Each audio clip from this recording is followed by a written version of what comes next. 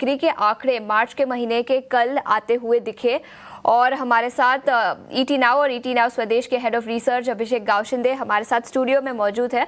अभिषेक, good morning. और सबसे पहले बताएं किस तरह के आंकड़े रहे ऑटो बिक्री के और अक्रॉस द बोर्ड देखें तो ओवरऑल नतीजे कैसे रहे? See on a broader point of view पर देखें तो ये इस मंथ में एक्सपेक्टेशन शुरुआती दिनों में काफी मॉडेस्ट था।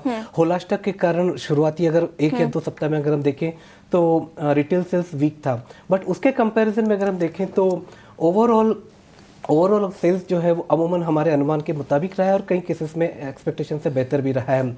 इसके मुख्य कारण अगर हम देखें तो गुड़ी पड़वा होने के कारण मंथ के एंड में रिटेल सेल्स काफ़ी अच्छा रहा है।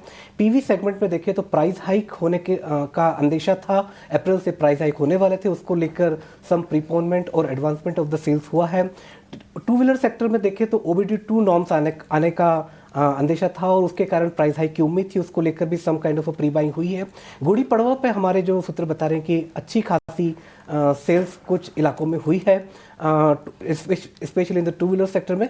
और ट्रैक्टर सेगमेंट जिसने कि पूरे ओवरऑल ऑटोपेक को आउट परफॉर्म किया है, वहाँ पर अगर देखें तो जो चैत्र नवरात्रि है वो मंथ के एंड से स्टार्ट हुई है और जो चैत्र नवरात्रि होगी वो अप्रैल फर्स्ट वीक तक चलेगी। तो चैत्र नवरात्रि के रिलेटेड जो सेल्स होगा रिटेल में, उसके लिए जो होलसेल है वो ऑलरेडी बिल्डअप हो चुका है। तो इन सब कारणों के चलते हमने देखा है कि होलसेल वॉल्यूम्स में अच्छी खासी मजबूती देखने को मिली है कंपेयर टू अवर एक्सपेक्टेशंस। बिल्कुल, तो कई सारे फैक्टर्स थे जिसके चलते ऑटो बिक्री के आंकड़े अच्छे रहे और अनुमान के मुताबिक भी रहे।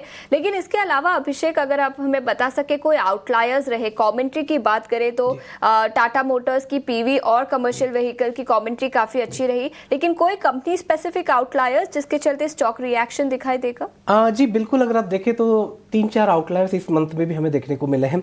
अगर आप बात करें तो टू व्हीलर सेगमेंट में आयशर मोटर्स ने आउट परफॉर्म किया है। अगर आप देखें तो लगातार 6 क्वार्टर तक जो है आयशर मोटर्स का रॉयल एनफील्ड का नंबर अराउंड 2,27,000 के आसपास था।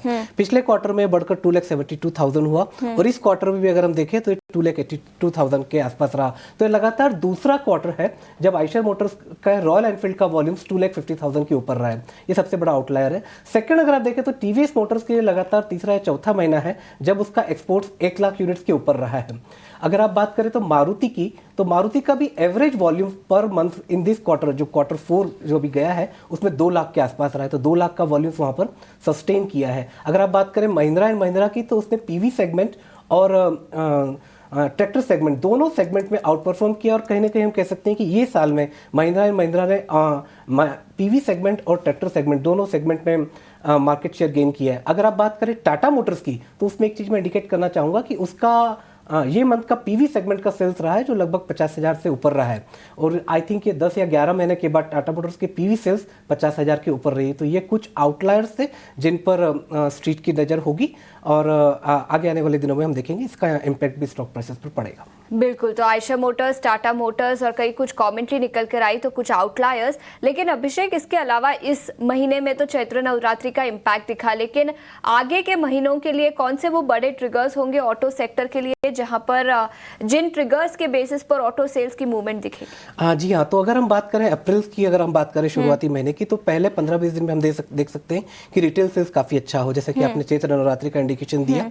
और चैत्र नवरात्रि के दौरान हम देखेंगे ट्रैक्टर सेल्स और टू व्हीलर सेल्स में स्पेशली रूरल सेगमेंट से अच्छा खासा रुझान देखने को मिल सकता है। इसके अलावा अगर आप रिजल्ट्स की अगर आप बात करें तो जो ये आउटलायर्स यहाँ पर निकल कर आए हैं, तो हो सकता है कि स्ट्रीट की नजर रहेगी आयशर मोटर्स के रिजल्ट पर, स्ट्रीट की नजर रहेगी महिंद्रा एंड महिंद्रा के रिजल्ट पर, स्ट्रीट की नजर रहेगी दिस मारुति के रिजल्ट पर, जहां पर कि अच्छा खासा वॉल्यूम ग्रोथ इस क्वार्टर में देखने को मिला है। बिल्कुल, तो चैत्र नवरात्रि का इम्पैक्ट अप्रैल के सेल्स में भी दिखाई देगा। अभिषेक, शुक्रिया पूरी डिटेल्स के साथ हमारे साथ जुड़ने के लिए। तो ऑटो सेक्टर पर कल भी फोकस था और आज भी इस सेक्टर पर फोकस रहेगा।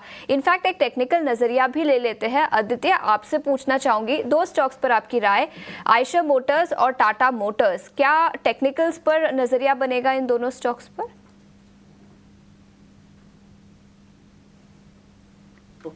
ऊपर के लेवल से काफी करेक्शन देखने को मिला, तो मैं यहाँ पे कहूंगा कि हाल फिलहाल इसे अवॉइड करें, एक लेवल बेस्ड अप्रोच फॉलो करें। 5,600 के ऊपर स्टॉक में ब्रेकआउट आएगा, वहां पे इधर एक बाय का मन बना सकते हैं with stop loss of 5,400। Right ना अवॉइड करें, अभी यहाँ पे ब्रेकआउट नहीं आया है। और टाटा मोटर्स में भी एक लेवल बेस्ड अप्रोच रहेगा, 685 के ऊपर इसमें बाय है, स्टॉप लॉस रहेगा 670 का, और टारगेट रहेंगे इसमें 700 से लेके 720 के।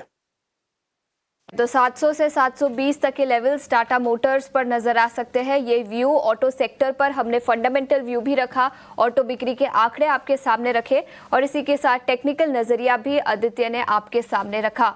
लेकिन